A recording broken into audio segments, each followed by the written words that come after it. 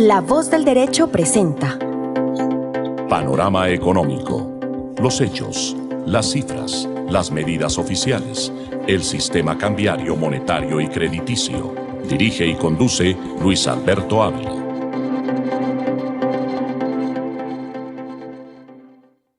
Bienvenidos a Panorama Económico con la dirección general del doctor José Gregorio Hernández Galindo. Como siempre, los acompañamos acá en el estudio Alejandro Velandia, Alberto Ávila. En el control máster, el ingeniero de sonido Luis Daza. Hoy nos acompañará también desde Dallas, Texas, Ivette Silva Yunes. Y pues desde luego nuestro panorama internacional, que iniciamos con una importante entrevista a Yulei Markreb, que es miembro del equipo de investigación de Standard & Poor's, que tiene una visión muy interesante sobre lo que ha venido pasando, no solamente en el tema económico, sino la concepción que hay de la India, cómo crece, porque a veces uno tiene la concepción de que el crecimiento económico solo se logra dentro de una dictadura o de extrema izquierda o de extrema derecha, o sea que tiene que ser a la fuerza, limitar muchas, dijéramos, derechos, libertades a la gente para que el país, dijéramos, tome la senda de crecimiento económico prácticamente a la fuerza, como una dictadura, pero eso realmente la India no está pasando. La India tiene una particularidad, que tiene una democracia funcionando. No le pasa lo mismo que la China, que tiene pues un solo partido, que es el Partido Comunista, y este partido es que determina, dijéramos, cada 4 años su Congreso determina los proyectos, los planes de desarrollo, y ninguna persona puede militar en nuestro partido, no puede haber oposición, no puede haber ningún otro tipo de partido.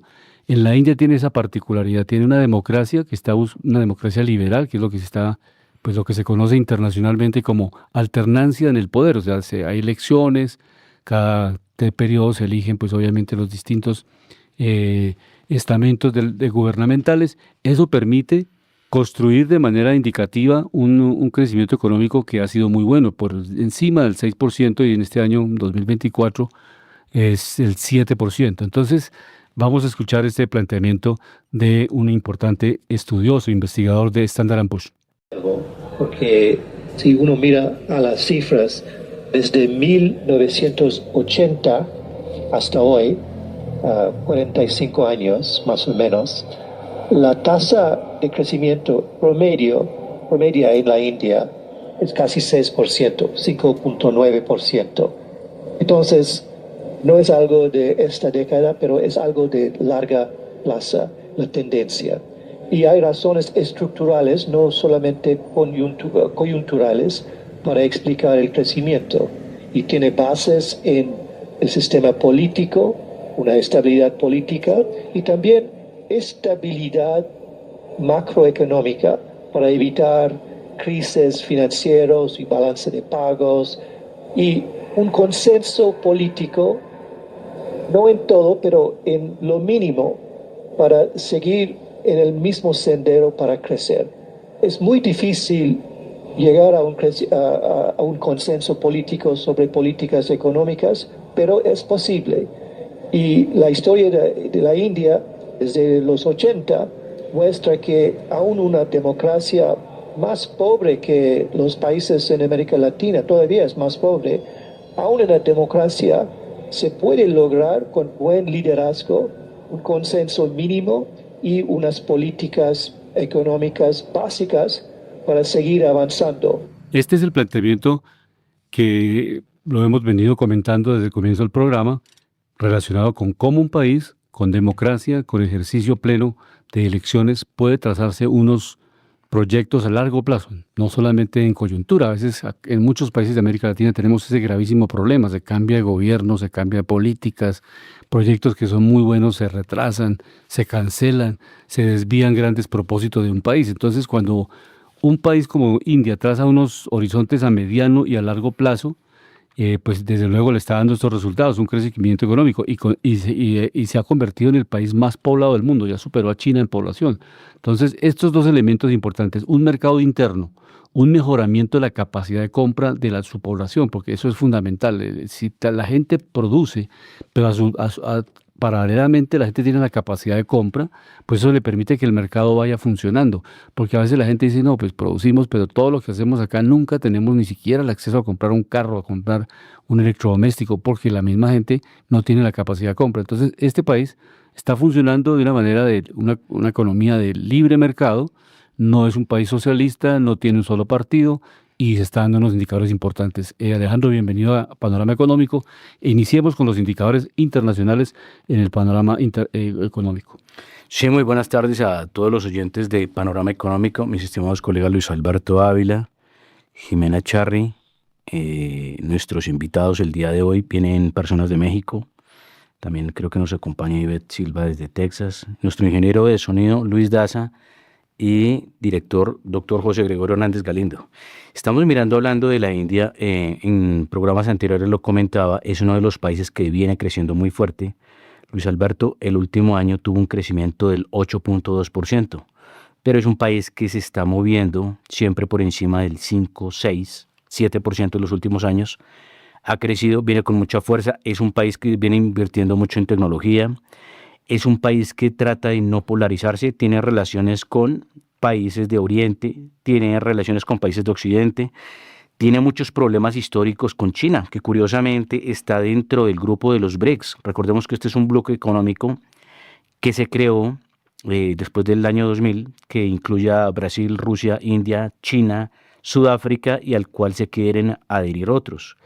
Este es un país que, pues, por la política puede ser ejemplo a nivel global porque tiene relaciones con Rusia. Eso ha sido uno de los países que no le ha dado la espalda a Rusia con estas sanciones, con este aislamiento que se le ha hecho también. Es un país que tiene relaciones con China, que lo comentaba, pues venía teniendo problemas, tienen problemas históricos, vienen zanjando diferencias. Y también tiene relaciones con Europa, con Estados Unidos. Recordemos que este es un país joven en libertad, Luis Alberto. Esta era una excolonia del Reino Unido. Entonces, precisamente, esto nos sirve de componente para analizar un tema que se nos viene ya en unos segundos, que es analizar el tema de lo que está pasando entre la guerra de Rusia-Ucrania. El presidente Vladimir Putin ha dicho que quiere hacer la paz, que ve con beneplácito, agradece mucho que Estados Unidos esté sentándose a hablar con él para parar la guerra, que es importante. Y pues precisamente hoy, y en estos días, hubo reunión entre el presidente del Reino Unido, que es Starmer, que es el último primer ministro, también Emmanuel Macron, que fue a la Casa Blanca, y por último Volodymyr Zelensky. Entonces es interesante ver este análisis y mirar algo que le dice, pues les vamos a mostrar J.D. Vance, que es el vicepresidente, que es que sea agradecido con Estados Unidos, que tenga un poco de diplomacia, de respeto, que sea agradecido, porque pues obviamente lo que trata de decir Estados Unidos con esta administración, ¿qué es? Estados Unidos dicen que ha dado más de 200, 300 mil millones de dólares. Esto desde la administración de Joe Biden fue un dinero que prácticamente se dio atado a nada, cosa que los europeos sí lo hicieron al contrario. Pues los europeos, y esto es lo malo de la guerra, Luis Alberto, que un país se mete a la guerra, después queda empeñado y es peor el mismo resultado que le va a tocar al país que entrar en la misma guerra. ¿Por qué? Porque todos esos préstamos los tiene que pagar. Todos esos dineros tienen que tener también un sustento. Por eso la guerra no es buen negocio para el país víctima o para los países víctimas, que en este momento son los involucrados, que son Rusia y que son pues Ucrania. Recordemos que estos eran países hermanos. Estas naciones, junto con 15 repúblicas, eran las que conformaban la Unión Soviética. La Unión Soviética, como lo recordamos en el programa anterior, se desintegró. Esto, la verdad, los perjudicó a todos porque eran también un bloque, como hoy en día es el bloque económico de la Unión Europea, en el cual se han fortalecido a través de su moneda, a través de colaboración mutua. Por eso es importante escuchar todos los ángulos y ya pues entramos con la grabación de el Salón Oval, donde está reunido J.D. Vance, el vicepresidente, el presidente Donald Trump y Volodymyr Zelensky. ¿Cree usted que es respetuoso venir a la oficina oval de Estados Unidos y atacar a la administración que está intentando impedir la destrucción de su país? Hay muchas preguntas. Empecemos desde el principio. En primer lugar, durante la guerra, todos tienen problemas, incluso ustedes. Pero ustedes tienen un gran océano. No lo sienten ahora, pero lo van a sentir en el futuro. Dios bendiga, Dios bendiga. Usted no sabe eso. Mire, no nos diga qué vamos a sentir. Estamos tratando de resolver un problema. No nos diga qué es lo que vamos vamos a sentir. Yo no estoy diciéndole, estoy respondiéndole. Mire, recuerde eso. Usted no está en ninguna posición de dictar lo que vamos a sentir. Nosotros vamos a sentirnos bien. Mire, van a sentir influencia. Nosotros vamos a sentir muy bien, con mucha fuerza. Van a sentir influencia. Ahora ustedes no están en una buena posición. Ustedes han permitido que estén en una mala posición. Mire, desde el principio de la guerra, usted no está en una posición. Usted no tiene las cartas ahora. Con nosotros usted empieza a tener cartas, pero ahora usted no tiene. Estamos jugando cartas. Mire, usted está apostando con las vidas de millones de personas. Usted está apostando con la Tercera Guerra Mundial. Usted está jugando con la Tercera Guerra Mundial. Y lo que usted está haciendo, esto es irrespetuoso a este país, que es mucho más que cualquier otra gente ha dicho que hemos hecho más por usted. En este todo encuentro, miren, todo este encuentro le ha dicho usted gracias. Usted fue a Pensilvania, hizo campaña por la oposición en octubre, ofreció algunas palabras de aprecio por Estados Unidos de América. El presidente que está intentando salvar su país, mire, por favor, usted ha visto, si usted habla sobre la guerra, él no está hablando más duro, su país está en problemas. ¿Puedo responder? No, usted no puede hablar. Su país está en problemas, yo sé. Usted no está ganando esto, yo sé. Usted tiene una posibilidad de salir bien debido a nosotros. Señor presidente, estamos en nuestro país, estamos con fuerza desde el inicio de la guerra. Hemos estado solos y estamos agradecidos, lo he dicho, en este gabinete. Nosotros le dimos, a través del presidente, $350 mil millones. Le dimos equipos militares y sus hombres son valientes, pero utilizan nuestro equipo militar. Si usted no tuviera nuestro equipo militar, esta guerra se hubiera acabado en 2 semanas, en 3 días. Sí, lo escuché de Putin, en 3 días. Esto en 2 semanas, sí, por supuesto que sí. Va a ser muy difícil hacer negocios así, esto puedo decirles. Puede decir gracias, aceptar que hay desacuerdos y pasamos a hablar de esos desacuerdos en vez de intentar lucharlo en frente de los medios estadounidenses cuando usted está equivocado. Sabemos que usted está equivocado. Creo que sería bueno para el pueblo estadounidense ver lo que está pasando. Creo que es importante, por eso es que permití que esto ocurriera. Hay que ser agradecido. Usted no tiene las cartas. Yo estoy agradecido. Su pueblo está muriendo. Están quedándose sin soldados. Escuche, por favor, señor presidente. Será terrible. Mire, luego usted llega y nos dice, no quiero usted el fuego, quiero ir, y quiero esto, y quiero aquello. Si usted puede obtener un cese al fuego ahora, le digo, obténgalo para que sus hombres dejen de morir. Por supuesto que queremos detener la guerra, pero lo que yo le dije a usted, quiero pedir garantías, pero usted obtendría un cese al fuego más fácil. Pregúntele a nuestro pueblo por un cese al fuego. ¿Qué piensan? No importa para usted lo que ellos piensen. Estuvo un tipo llamado Biden que no es un tipo muy inteligente. Ese fue el presidente de ustedes. Mire, eso fue con Obama que le dio a usted ciertas hojas. Pero yo a usted le di javelins. Para acabar con esos tanques. Obama le dio a usted solamente unas hojas. De hecho, las declaraciones es que Trump dio hojas y Trump dio javelins. Hay que ser más agradecido, porque déjeme decirle, usted no tiene las cartas ahora. Con nosotros usted tiene las cartas, pero sin nosotros usted no tiene nada. Otra pregunta, señor vicepresidente. Hay un trato difícil aquí, porque su actitud tiene que cambiar. Si Rusia rompe el cese al fuego, ¿qué pasa ahí? Entiendo. ¿Qué es lo que usted está diciendo? Está preguntando qué pasa si Rusia rompe el cese al fuego. ¿Y qué pasa si cualquier cosa? ¿Qué tal si una bomba cae sobre su cabeza en estos momentos? ¿Sí? ¿Qué pasa si lo rompen? Si lo rompieron con Biden porque Biden no había respeto, no lo respetaban a él, lo respetaban a Obama, me respetan a mí. Déjeme decirle, Putin pasó por mucho conmigo. Pasó por una casa de brujas falsa conmigo donde lo usaron a él y a Rusia. Rusia. Escucha, ese trato fue una investigación falsa, un engaño de Joe Biden y de Hillary Clinton. Adam Schiff, eso fue un escándalo demócrata. Y él tuvo que pasar por eso, No terminamos en una guerra. Y pasaron por eso. Él fue acusado de todas esas cosas. Él no tenía nada que hacer con eso. Terminó siendo que Hunter Biden, en un baño de Hunter Biden, salió de la habitación de Hunter Biden. Yo no sé. Eso fue desagradable. Dijeron luego, la computadora del infierno salió de Rusia. Los 51 agentes, todo eso fue un engaño. Y él tuvo que aguantarse eso. Él estaba siendo acusado de todas esas cosas. Lo único que puedo decir es esto. Él pudo haber roto tratos con Obama y con Bush y pudo haberlos roto con Biden. Él lo hizo. De pronto sí, de pronto no. No sé qué pasó. Pero él no los ha roto conmigo. Él quiere hacer un trato. No sé si él puede hacer un trato. El problema es que lo he empoderado a usted para que sea una persona fuerte. Y no creo que usted sea una persona fuerte. Sí, los Estados Unidos, su pueblo es muy valiente, pero usted o hace un trato o estamos afuera, y si estamos afuera, usted va a luchar. Yo no creo que vaya a ser bonito, pero usted va a terminar luchando. Pero usted no tiene las cartas. Pero una vez firmemos ese acuerdo, usted estará en una mejor posición. Pero usted no está actuando de una manera agradecida, y eso no es algo bueno. Debo ser honesto, eso no es algo bueno, no es algo agradable, ¿vale? Creo que hemos visto suficiente. ¿Qué les parece? Entendemos que no todos están felices con la reanudación de los contactos ruso-estadounidenses.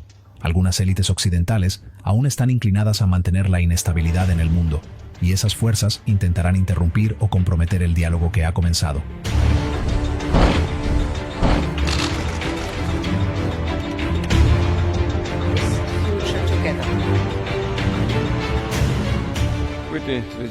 Los primeros contactos con la nueva administración estadounidense son una fuente de esperanza. Hay una actitud positiva para trabajar en la restauración de las relaciones interestatales, en la resolución gradual de una enorme cantidad de problemas sistémicos y estratégicos en la arquitectura mundial. Fueron precisamente estos problemas los que provocaron la crisis ucraniana y otros conflictos regionales. Es importante que nuestros socios demuestren hoy pragmatismo, una visión realista de las cosas, es decir, que abandonen muchos estereotipos, las llamadas reglas y los clichés ideológicos misioneros de sus predecesores, que llevaron a la crisis de todo el sistema de relaciones internacionales.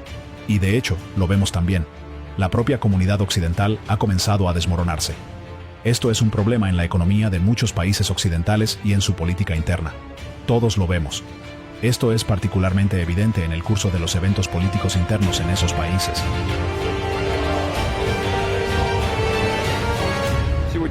Los cambios dinámicos actuales en el panorama internacional son, en gran medida, el resultado del coraje y la resiliencia de nuestras Fuerzas Armadas, nuestros héroes.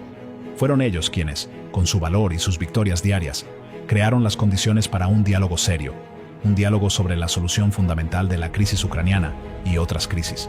Por supuesto, siempre hemos hablado de esto, y nunca nos hemos negado a hacerlo pacíficamente. La creación de un sistema que realmente garantice un equilibrio y una consideración mutua de intereses, un sistema de seguridad europea y global indivisible, y a largo plazo, en el que la seguridad de algunos no pueda asegurarse a expensas de la seguridad de otros, ciertamente no a nuestra costa ni a expensas de Rusia, es fundamental.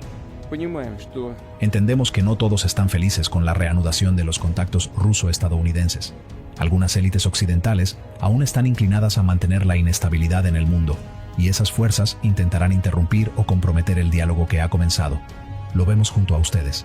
Necesitamos tener esto en cuenta y utilizar todas las oportunidades de la diplomacia y los servicios especiales para contrarrestar tales intentos. Precisamente, pues en la grabación apareció una parte donde el presidente Donald Trump le dice a Volodymyr Zelensky que no pueden jugar a tener una tercera guerra mundial. Porque obviamente hay que recordar que Vladimir Putin, que es el presidente de Rusia, Rusia tiene más armas nucleares que el mismo Estados Unidos. Entonces dicen, yo lo que quiero es que hagamos la paz, yo lo que quiero es que nos sentemos, quiero es que hagamos unos acuerdos, pero le dice muy claramente, entienda que usted no tiene aquí las cartas ganadoras y usted también tiene que ser responsable a nivel global porque se la pasa recorriendo los países, haciendo propaganda, y usted no se da cuenta que los que están muriendo acá son soldados y civiles ucranianos y también rusos. Entonces, recordemos que la parte, lo que hablábamos, la parte del Donbass, la parte de Donetsk, eran una parte donde vivían también muchos rusos y donde se les estaba haciendo supresión. Por eso fue que Rusia también se metió en esto, pero lo que quieren es parar la guerra. La verdad le conviene mucho a Ucrania porque es un país que va a salir muy endeudado, va a salir mal parado, pero también hay una cosa que es importante, que esta guerra sirva es para precisamente generar unos focos multipolares, que a Rusia no se le siga arrinconando, que la OTAN no se siga expandiendo y que obviamente se trate de generar un equilibrio. Sí, este es el análisis que estamos haciendo. Bienvenida, Ivette, desde allá, desde Dallas, Texas, que es bien interesante el análisis y la opinión de allá, interna en los Estados Unidos. ¿Cómo se vio esta reunión que estuvo bastante alterada? No fue tan una reunión suave, pues desde luego la forma y el fondo, que se está tratando un tema muy fuerte. ¿Qué análisis podemos hacer para Panorama Económico? Bienvenida. Buenas tardes, un placer acompañarlos. Bien, pues todo el mundo está en shock aquí porque no habían visto la diplomacia de Estados Unidos manejarse de esta manera. Estamos de acuerdo con que Putin realmente no puede ser acorralado. Estamos de acuerdo con que Donbass es una zona de rusoparlantes, donde hay una población rusa que con ese pretexto invadió Putin para decir que los quería proteger, porque seguramente iba a haber genocidio, iban a matar a los rusos, pero sabemos bien, como lo dice Alejandro, que de por medio está la OTAN, ¿correcto? La expansión de la OTAN, pero realmente, y que Rusia obviamente tiene armas nucleares. Lo que tenemos que pensar es, esta es la manera de manejar la diplomacia en este país. Ciertamente es la manera de un presidente que tiene sobre todos los valores el principio transaccional de negocio, de qué me va a dar usted y de qué le doy yo. Lo que sucede es que realmente hay mucha desinformación al respecto. Por ejemplo, Donald Trump sale y dice que le ha dado 300 billones de dólares Estados Unidos a Zelensky. No es cierto. Zelensky no ha recibido 300 billones por parte de Estados Unidos de América. Ha recibido solamente 100 algo, de los cuales ha reinvertido. Y esta es una de las críticas más grandes que se vienen para Donald Trump. Zelensky, si bien ha recibido 100 algo de billones de dólares en ayuda militar, los ha reinvertido en comprarle los armamentos a compañías americanas. Entonces, si Zelensky dice ya no voy a invertirlos en compañías americanas, sino que ordenan los armamentos en otro país, esto va a afectar grandemente la economía de este país, porque entran 80 billones de dólares de la ayuda que da Estados Unidos a Zelensky para que la reinvierta en armamento y él pueda tener acceso a esta tecnología y pelear en Europa. ¿Correcto? Los líderes de Europa obviamente ya se están inmediatamente reuniendo. Turquía, que es un superactor, se está reuniendo porque incluso Turquía es miembro de la OTAN y es el que ha sido un gran mediador en lograr el acuerdo de granos para que no se alterara toda la hambruna a nivel global y hubieran granos y hubiera abastecimiento. Zelensky está puesto, como bien lo dice Alejandro, así como Putin lo están acorralando, así a Zelensky lo está asfixiando Estados Unidos queriendo tener derecho a los minerales. Terminó por toda la vida sin garantías sin ninguna seguridad. ¿Qué presidente que ame a su país puede entrar a negociar así necesite muchísimo a Estados Unidos? ¿Qué es lo que se ve venir? Se ve venir una alianza fuerte europea a decir, bueno, Estados Unidos no va a cumplir con eso, nos va a tocar nosotros a mandar tropas a la frontera y proteger territorio europeo y garantizar ayuda y apoyo a Zelensky. ¿Qué se viene? Que Rusia de pronto comienza una pelea con los aliados europeos y en esta guerra y en esa disputa no creo que Donald Trump tenga el apoyo del Congreso de la República de Estados Unidos para apoyar a un Putin. Porque si bien él no quiere apoyar a Zelensky, él no puede apoyar a Putin. Esta semana ha sido una semana de manifestaciones y de declaraciones de congresistas y de senadores diciendo, no sé qué pasa con Donald Trump. Donald Trump está trayendo a la mesa los puntos que favorecen a Putin y está diciendo que Putin no es un agresor, eliminó de la resolución de Naciones Unidas, se alió con Rusia para que en la resolución no quedara que Putin fue el principal agresor. Y esto ya comienza a preocupar en gran manera no solamente a la opinión pública del pueblo americano, sino a los senadores, ojo, conservadores republicanos, republicanos de Reagan, republicanos de Bush, que siempre vieron en Putin un enemigo expansionista. Lo que hablábamos con Alejandro la vez pasada fue súper enriquecedor el debate. Sí, Putin no puede ser acorralado, Putin tiene armas nucleares, pero Estados Unidos, en sus fundamentos jurídicos legales basados totalmente en las libertades políticas de expresión religiosas, no puede aliarse con una persona que promueve un régimen que nacionaliza negocios, que no respeta propiedad privada, que ha mandado a matar a los oponentes, porque en ese sentido, y eso es lo que le preocupa realmente al establishment, al establecimiento conservador político tradicional, es que Estados Unidos vaya a perder sus valores por aliarse con el que no se debe aliar. Sí, hay una cosa también que ¿Una recordábamos, pregunta o un no comentario? es un comentario. Hay algo que recordábamos precisamente del programa anterior, que realmente el gran aliado de los Estados Unidos fue la Unión Soviética para derrotar a Hitler en la Segunda Guerra Mundial. Porque recordemos Sí, sí, que pues Francia estaba invadido, eso lo dijimos la vez pasada. Francia estaba quieto, el Reino Unido estaba diezmado. La reunión entre Churchill, Stalin y Roosevelt, precisamente los que hicieron el desgaste, y el que hizo más el desgaste fue la Unión Soviética. Obviamente el que patrocinaba toda la industria, daba armas, dinero, era los Estados Unidos. Prácticamente ahí, y ahí fue cuando Luis Alberto, estábamos hablando de la India, y ahí fue cuando Estados Unidos obligó a las potencias colonialistas como el Reino Unido, Francia y otros a soltar ciertas colonias. Si no hubiera sido por eso, después de los 50, 60, lo que es el Medio Oriente, lo que es la India y otros países seguirían precisamente en el mando de estas colonias.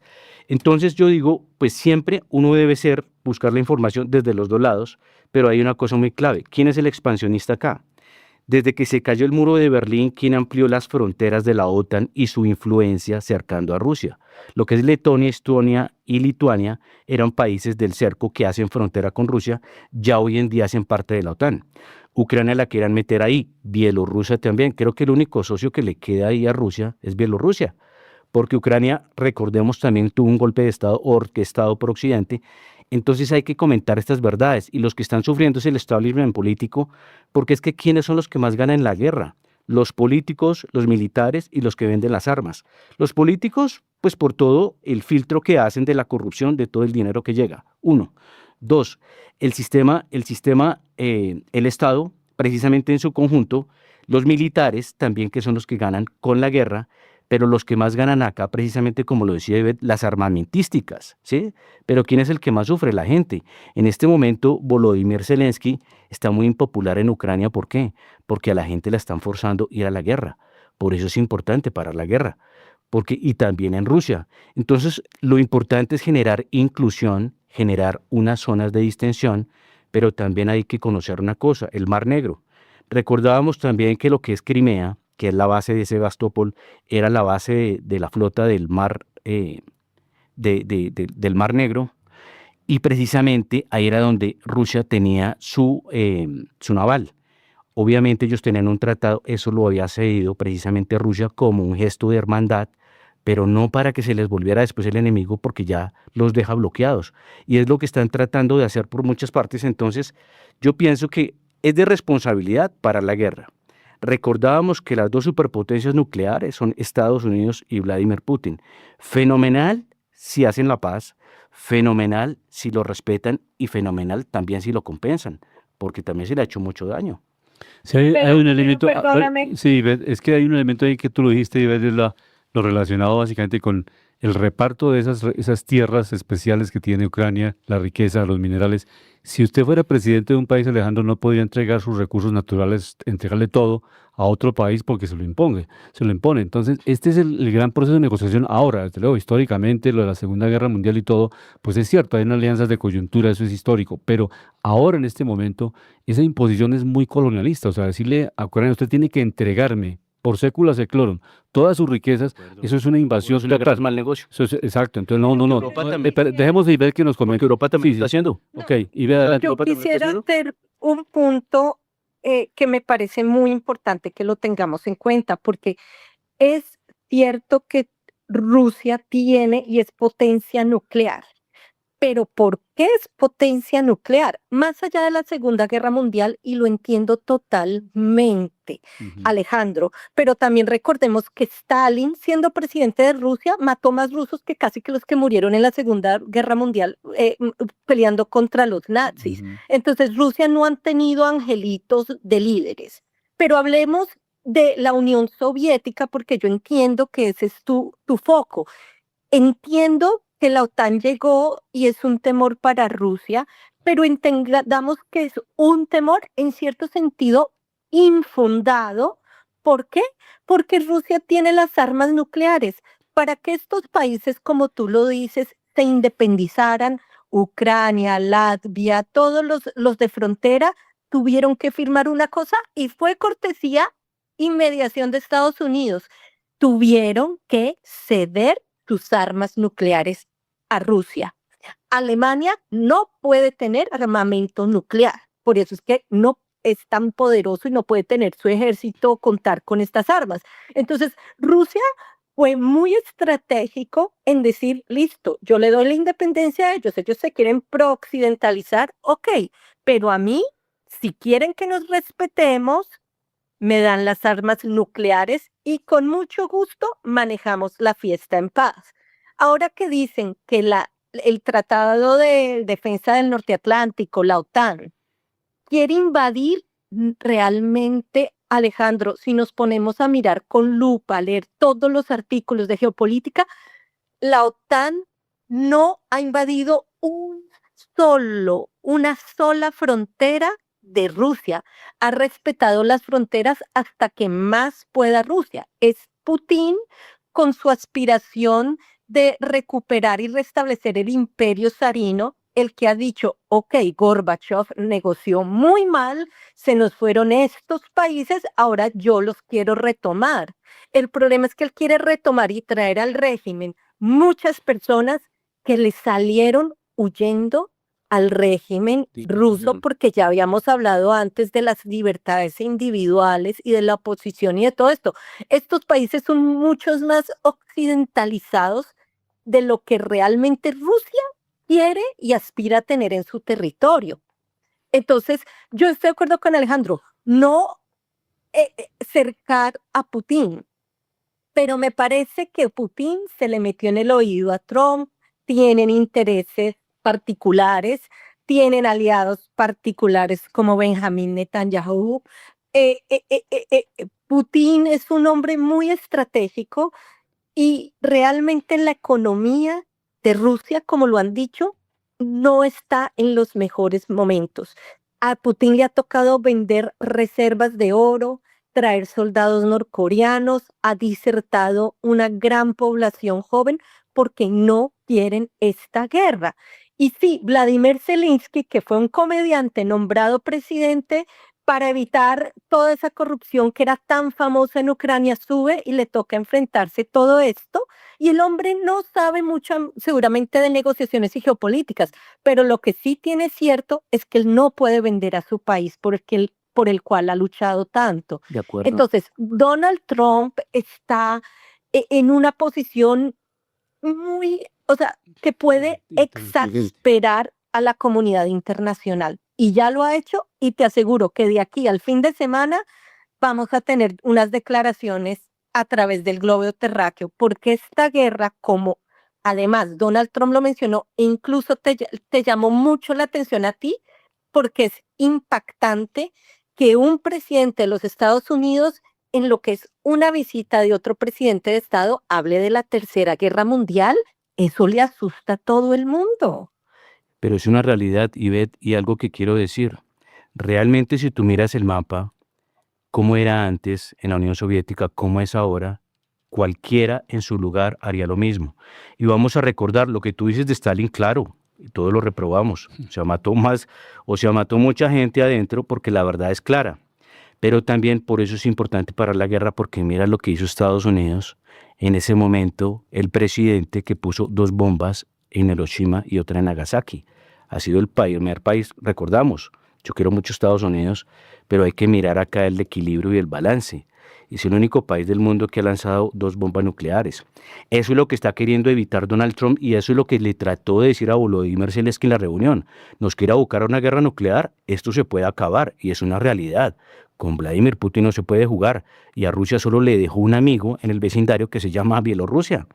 El resto ya lo cogió el bloque occidental y lo que Estados Unidos quiere hacer, y la verdad la historia hay que repasarla. Recordemos el imperio de Napoleón cuando quiso invadir Rusia y quedarse con Rusia, ¿qué pasó? Perdió. Recordemos Hitler cuando se quiso meter con Rusia y la quiso invadir, ¿qué pasó?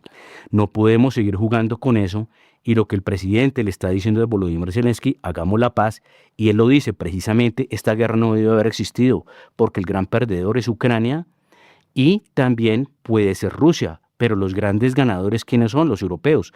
Recordábamos, y eso se puede buscar en los textos, muchos presidentes de las excolonias, países que estaban acostumbrados a ser colonialistas como Francia, como Bélgica, como Holanda, como Reino Unido y otros, decían que por qué Rusia tenía tanto territorio. O sea, no contentos estaban que habían quebrado la Unión Soviética y ahora querían ir a partir la Federación Rusa.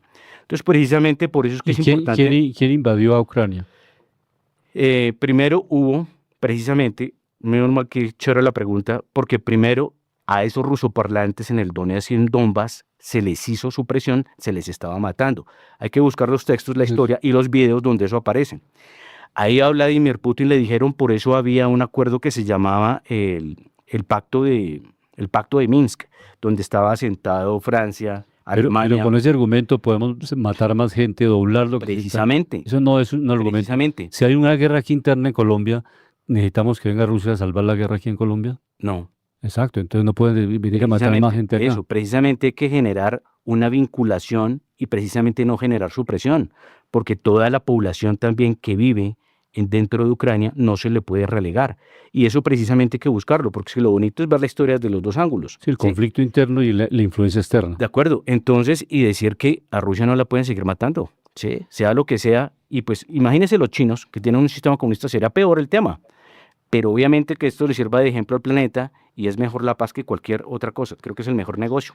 Pero El tema, como lo dice bien Iber, es la forma y el procedimiento y que está por el suelo la diplomacia. O sea, si ahora convertimos la diplomacia entre el embajador de México y el embajador de Colombia en alegatos permanentes, en peleas permanentes, pues se pierde la diplomacia internacional. O sea, ese no debe ser el estilo, porque es un estilo puro capataz. O sea, un señor grande que dice yo tengo la razón y usted tiene que hacer lo que yo quiera.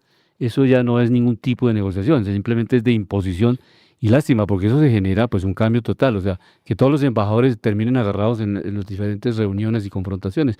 Están los comunicados, las propuestas, los documentos, las comisiones paralelas, o sea, uno puede ir delegando comisiones técnicas para hacerlo, pero si uno llega a una reunión con ese estilo, eso es lo que hay que ser objetivos en eso, o sea, lamentablemente el presidente Trump, pues obviamente su tradición de inmobiliario, él piensa que todo es inmobiliario, o sea, invadir unos barrios, deprimirlos y después construir las grandes torres de sus conglomerados inmobiliarios. Y ese es el estilo que él utiliza. Yo le propongo a usted esto y esto me sirve a mí, y si a usted no le sirve, a mí sí me sirve porque esto es un negocio.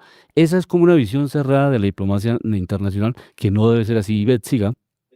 Hay muchos intereses aquí, déjenme decirle, caballeros, Alejandro y Luis Alberto, que es de gran preocupación para los que hacemos, digamos, seguimiento a las noticias internacionales, porque se vuelven tan abrumadoras que entiendo que la gente quiere alejarse de la realidad, pero digamos que nosotros estamos mirando esto desde diferentes ángulos.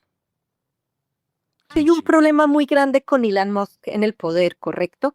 Él maneja el acceso de los misiles con los cuales Ucrania se puede defender.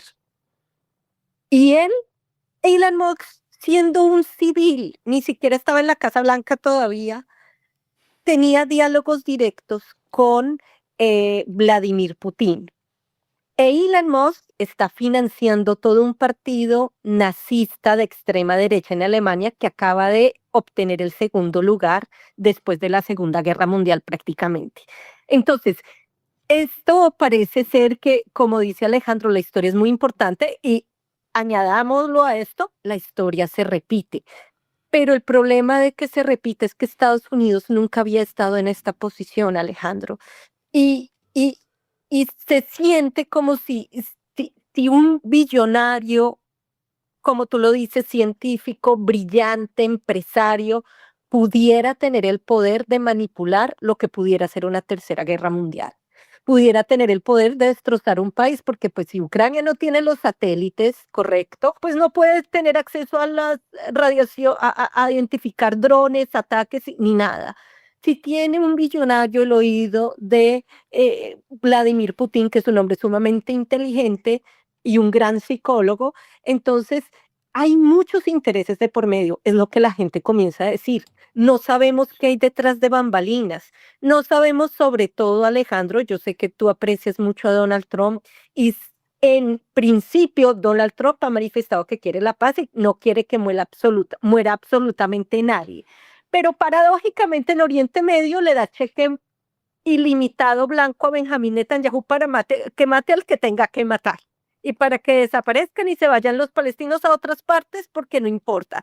Entonces es una moral, es una posición que no es clara, no es constante, que siempre que haya intereses, no para Estados Unidos. A Estados Unidos no le interesan los billones que pueden entrar por parte de Ucrania y de Vladimir Zelensky. A Estados Unidos le interesa la estabilidad y la paz, pero esta manera de hacerlo puede generar realmente más una guerra que traer paz, porque como bien lo decía Luis Alberto, la diplomacia se acaba, la buena voluntad de negociar se acaba, ¿y en qué quedamos? Sí, ¿En agresiones constantes? sí, para cerrar precisamente este tema, yo cierro aquí con un comentario. ¿El beneficio de la paz para quién es? Pues obviamente para los involucrados, y eso es lo que le estaba reclamando Trump a Volodymyr Zelensky, que si quería ampliar la guerra y que cuáles eran sus cartas, que pararan esto ya porque era necesario. Otra cosa, para no generar su presión, profesor Luis Alberto, hay que decir también otra cosa. Donald Trump no es solo un empresario.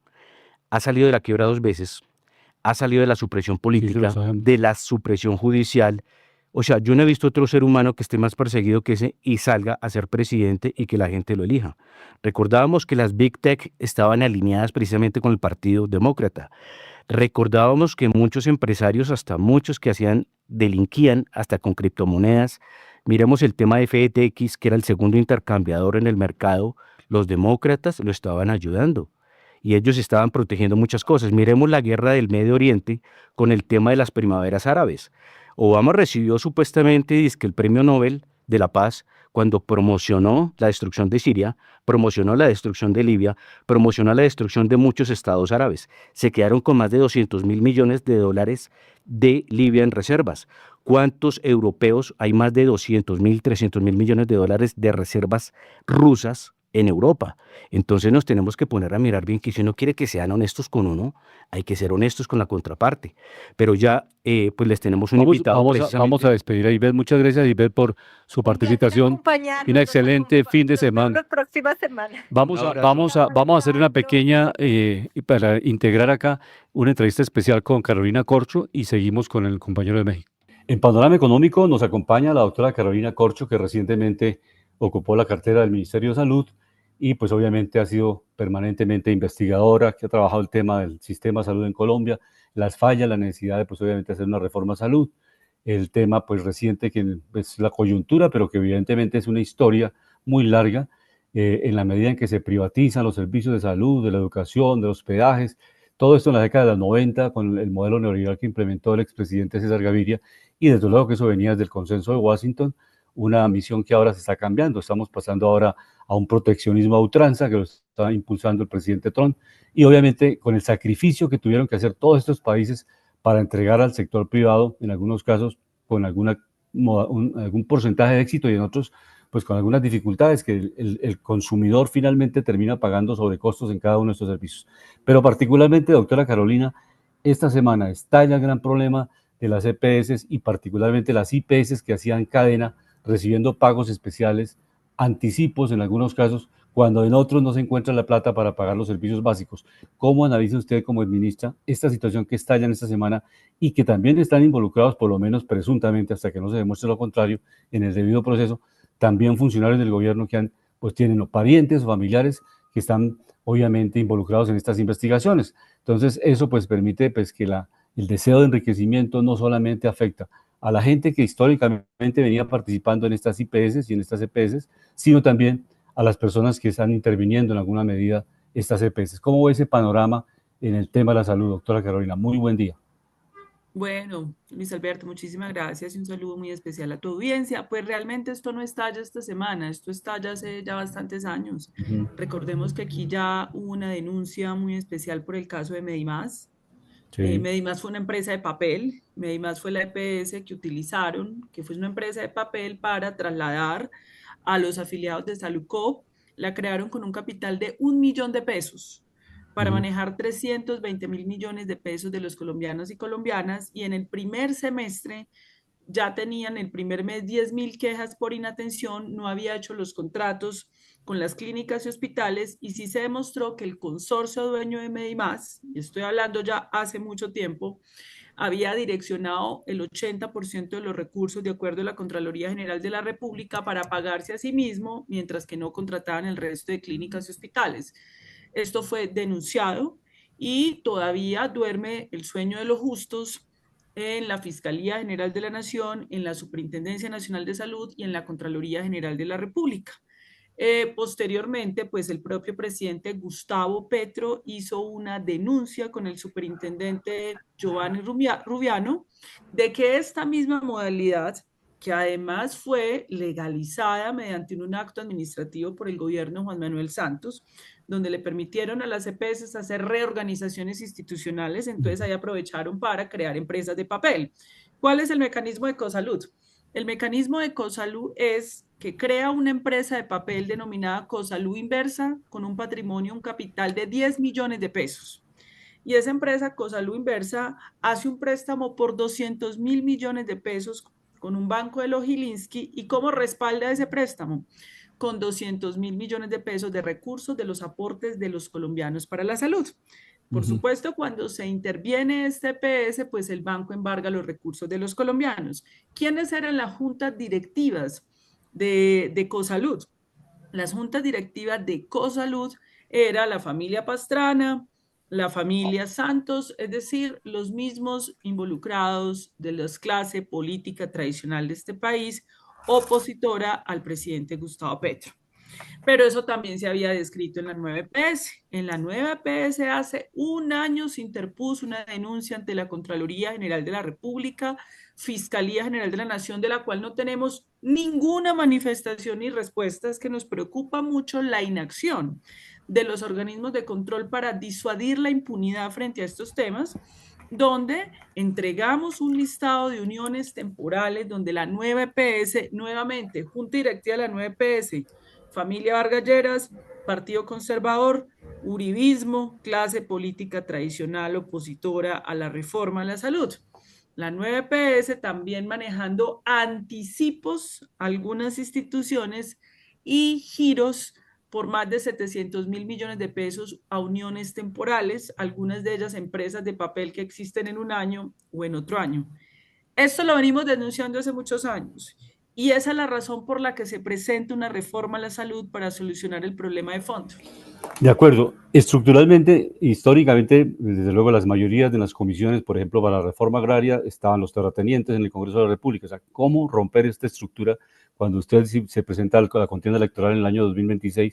Tiene el mismo sistema político, la misma financiación, no estatal, sino la misma financiación de grupos económicos, grupos obviamente involucrados en el conflicto armado, y desde luego el narcotráfico. Entonces, ¿cómo cambiar un país en el corto o mediano plazo si las condiciones, las reglas del juego que están vigentes? Las EPS pueden seguir financiando y llegar senadores a defender sus intereses. Ese panorama, ¿cómo lo pueden, por lo menos, tratar de reorientarse?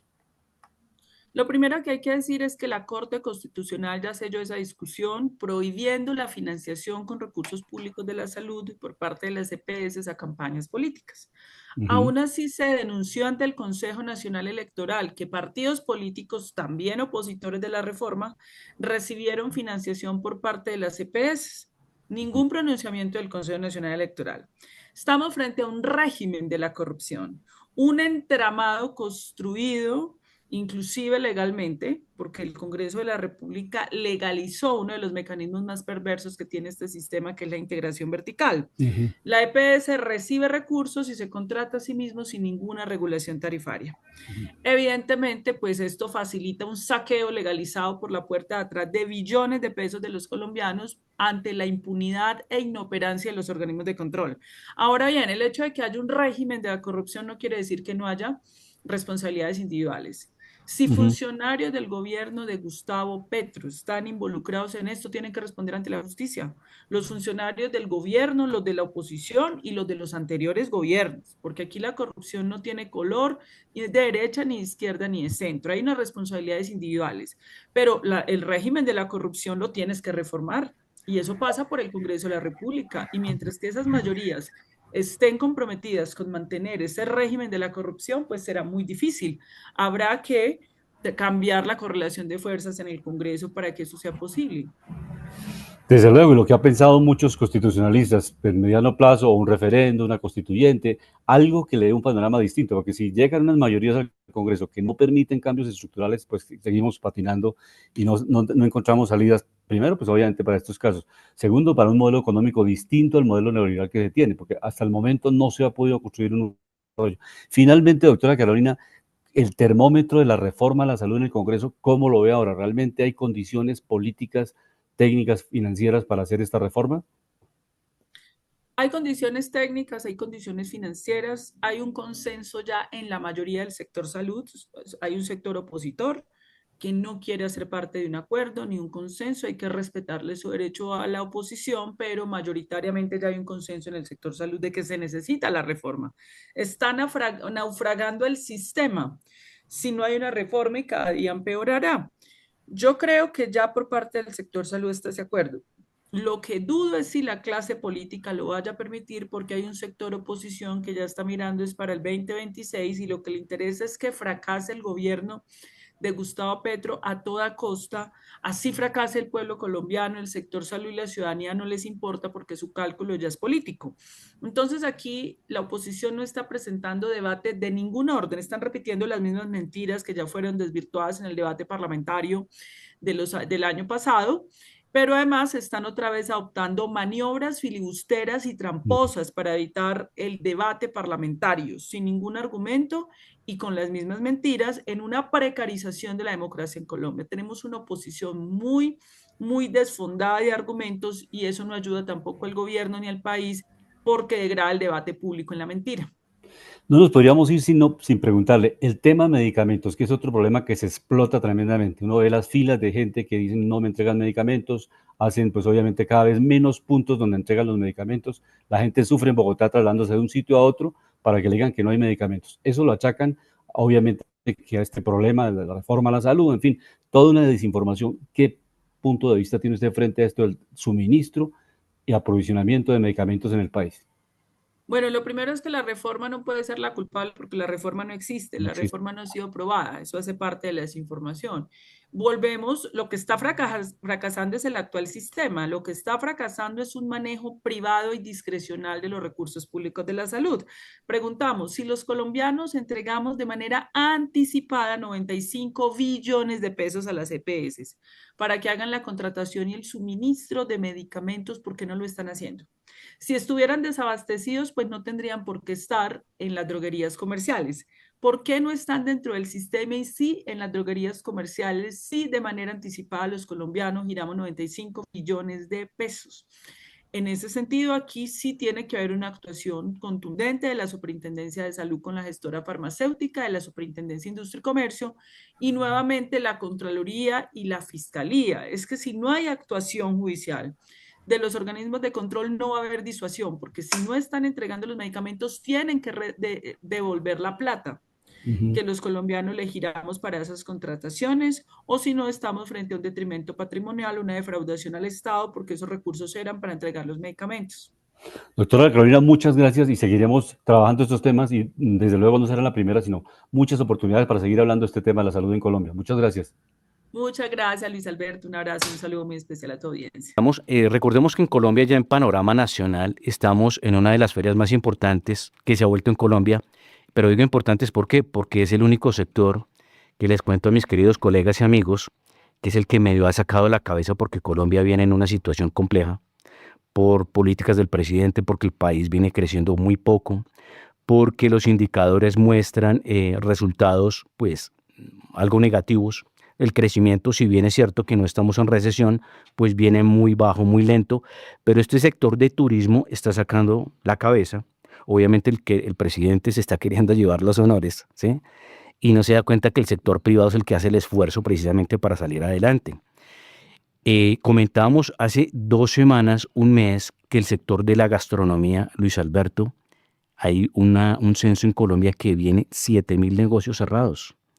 Entonces, obviamente, también es algo contradictorio, pero ya les tenemos aquí un amigo de México que precisamente representa a Tulum, un nuevo centro polo de desarrollo a nivel turismo en toda América y en el mundo, donde los felicitamos porque vemos que cómo se puede generar y desarrollar la industria a través de un buen aeropuerto internacional que hicieron, a través de una buena infraestructura, respetando el medio ambiente, pero son hoy en día uno de los paraísos, y mire que curiosamente San Andrés también salió ahí, ¿no?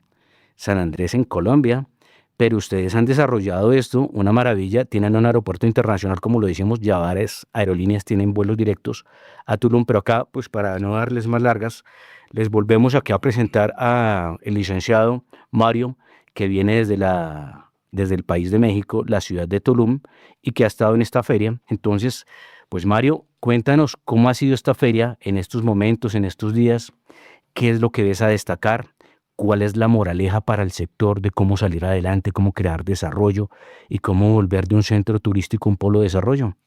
Pues antes que nada, muchas gracias, Luis Alberto, Alejandro, por permitirme nuevamente de estar aquí en otros estudios para poder hablar de lo mucho que se está haciendo en México, pero específicamente en Tulum, dentro del Caribe mexicano.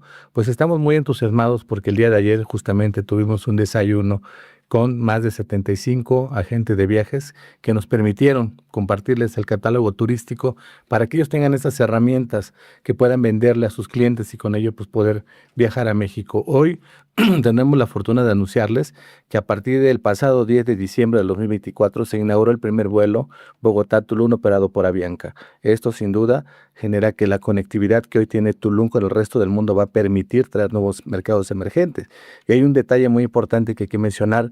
Para el Caribe mexicano, Colombia se ha convertido en el tercer país más importante emisor de turismo después de Estados Unidos y Canadá. Colombia. Eso Bueno, ¿no? Eso nos permite seguir promocionando, seguir haciendo los esfuerzos. O sea que somos los terceros en llegar a Tulum. Así es, a Quintana Roo, a todo Quintana Roo en especial, ¿no? Tercer mercado más importante después de Estados Unidos y Canadá.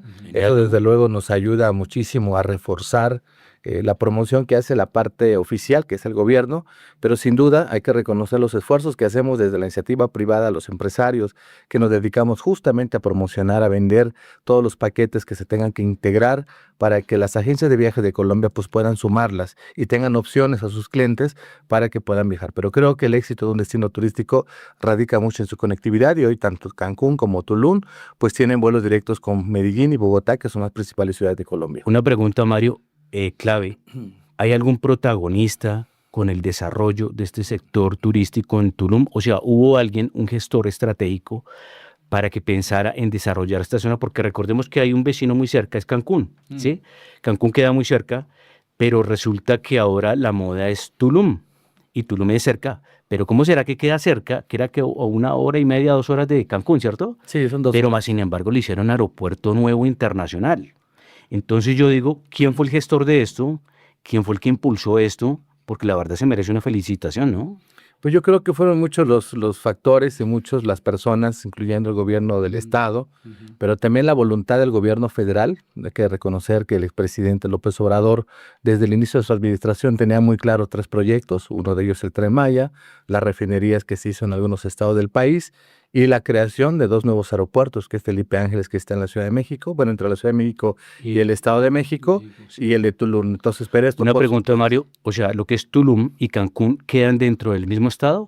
Sí, es correcto. El estado de Quintana Roo integra lo que es Tulum, el municipio de Tulum y Cancún, que está a una diferencia de 2 horas, y hoy en día son los aeropuertos que más vuelos tienen a nivel internacional. Yo recuerdo precisamente cuando estuve en Cancún que también hay un turismo que es histórico, ¿no? Que está en las pirámides de Chichén Itzá. Entonces, ustedes agrupan un turismo que agrupa varias cosas, que es playa, que es historia, que es cultura, entonces es una maravilla, ¿no? Y la verdad, no sé si las playas, pues no conozco las de Tulum, pero no sé si serán iguales de bonitas que las de Cancún. Las playas de Tulum han sido reconocidas mundialmente como las mejores de México, esto dicho O sea, le ganan a Cancún. por mucho. ¿Por qué? Cancún tiene sus bellezas, pero yo creo que cada destino tiene sus encantos. Pero Particularidades. particularidad de Tulum es que es un agua cristalina, azul turquesa. Hay que mencionar que no hemos tenido sargazo, afortunadamente llevamos más de un año. ¿Sargazo qué es? Sargazo es unas algas que te generan del medio del Océano Pacífico y Atlántico, que se ha tenido muchas algas marinas Van que entrubecidos. llegan a las costas, y eso ha generado cierta incomodidad y molestia con los turistas. No generan cancelaciones de reservas, porque Tulum es más allá de un destino de sol y playa, somos un destino que hoy promueve el segmento de cultura, de tradiciones, de gastronomía, de bienestar, de bodas, de romance, en fin. Entonces, todo el turista que llega a Tulum, pues también tiene opciones de conocer otros segmentos que tiene el destino, y por ello te puedo mencionar que hoy están participando muy activamente 2 parques muy importantes en Tulum, son parques naturales, es el Parque Cenotes Dos Ojos y el Parque Cenotes Casa Tortuga. Entonces, Por favor, le cuentas a los oyentes qué son los cenotes. cenotes son aguas cristalinas que antiguamente en la cultura de la cultura No maya. tiene nada que ver con otra cosa. No.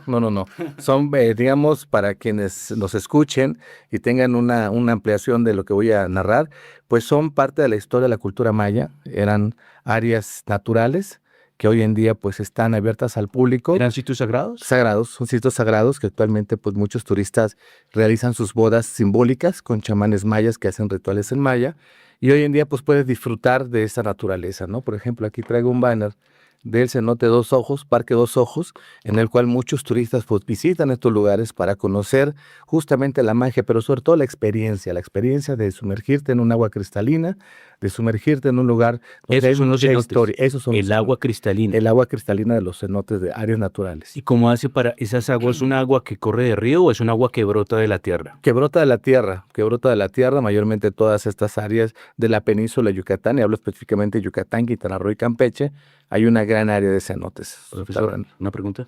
No, quería decirle, ¿tiene paquetes integrales o la gente compra su tiquete, los hoteles aparte, ahí por ejemplo todo incluido como tienen algunas cadenas hoteleras, o el paquete es separado, hoteles, el tiquete aéreo? ¿Cómo están manejando estos paquetes turísticos? Hay muchas opciones. Yo creo que de manera directa, cuando uno quiere reservar un hotel, pues se mete Expedia, Booking, y uno va comprando. ¿Tú qué recomiendas? O sea, La dentro de lo que sabes, dentro de lo que manejas, Bajar costos un poco. La experiencia del recomendación sector. para tener mejores costos y seguridad es acercarse con las agencias de viajes de Colombia, Sí. agencias de viaje que tienen una amplia reputación. ¿Por qué es mejor? ¿Por qué es mejor? Porque ahí te dan opciones de los paquetes de acuerdo a tus necesidades y de acuerdo a la estancia, El tiempo y que va a estar. el tiempo que va a ser.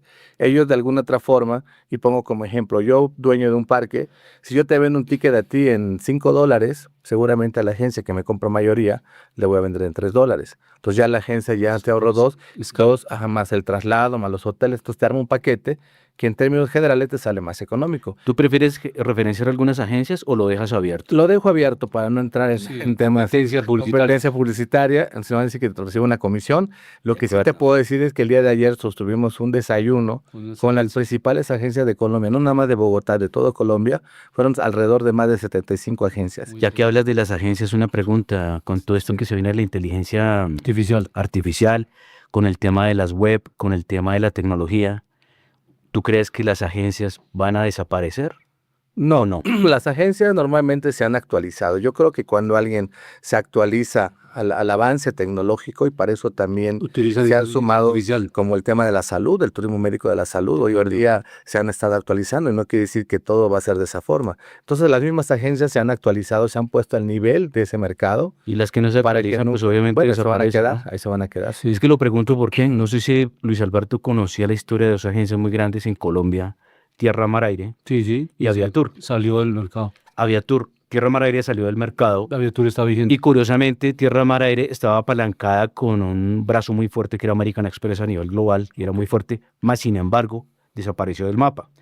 Después quedó Aviatur, pero imagínense que esas páginas web que salían de venta de etiquetes, vendían tanto volumen de etiquetes, pues que obviamente estaban haciendo una competencia muy fuerte sobre esto, y estas agencias trataban de mirar a ver cómo se defendían. Creo que hasta hubo demandas pero obviamente como hay unas que no sé si las nombramos, que es lostiquetesmasbaratos.com, que es Expedia, que es otra, hay otra que es argentina, no me acuerdo cuál es el nombre, Despegar.com. muchas otras que obviamente le hacen gran competencia, que no gastan mucho en oficinas, sino que tienen un portafolio de un portal bien fuerte, en el cual compiten, pueden bajar mucho precios y son competitivos.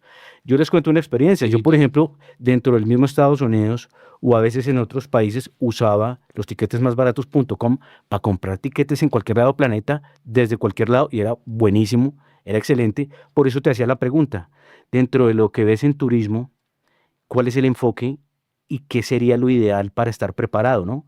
Uno, como cliente, y dos, como el que está en esta industria. Hay dos opciones. Tulum, hay que recordar que es un destino turístico de baja densidad. ¿Qué quiere decir de baja densidad? Que todo el proyecto inmobiliario, todo el proyecto del corte hotelero, digámoslo de esa forma, la infraestructura hotelera, pues son hoteles muy pequeños que oscilan entre las 10 y las 35 habitaciones. Hablamos de Tulum. De Tulum. La parte costera, de la zona costera. Sin embargo, la parte de la Riviera Maya, que son hoteles muy grandes, resort, ellos ya se venden a través de turoperadoras. Entonces, en Tulum específicamente, con los hoteles de baja densidad, la venta es directa. ¿Qué quiere decir directa? Que tú te metes a Booking, Expedia, y tú haces tus propias reservas.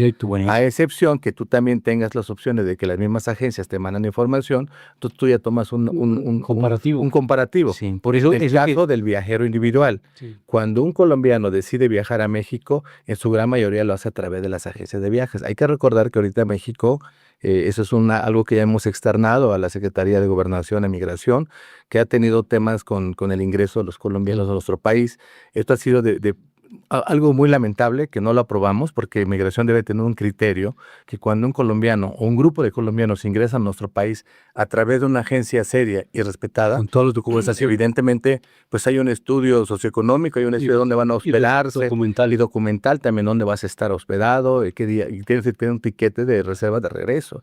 Entonces, yo creo que se está trabajando en eso y vamos a tener positivos. Te iba a decir que pues felicitaciones por haber venido de nuevo a la feria. Recordemos que Mario pues es un gran representante a nivel global de Tulum, que es obviamente uno de los mejores destinos turísticos de México.